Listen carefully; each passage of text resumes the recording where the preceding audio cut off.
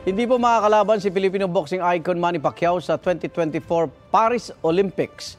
At batay sa sulat na ipinadala ng International Olympic Committee sa Philippine Olympic Committee, hindi na pwede si Pacquiao dahil lagpas na siya sa age limit. Iginit ng IOC na hanggang 40 years old lang ang mga atletang pwedeng lumahok sa Olympics. 45 years old na po si Pacquiao. Hindi rin daw qualify si Pacquiao na mabigyan ng universality place na ibinibigay sa mga atletang hindi dumaan sa qualifiers.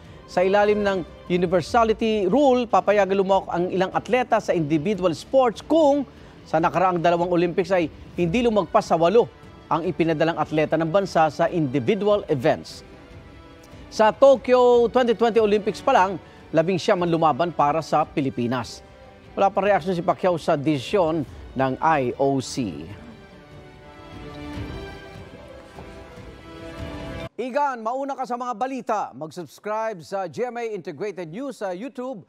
Sa mga kapuso abroad, subaybayan nyo kami sa GMA Pinoy TV at sa www.gmanews.tv.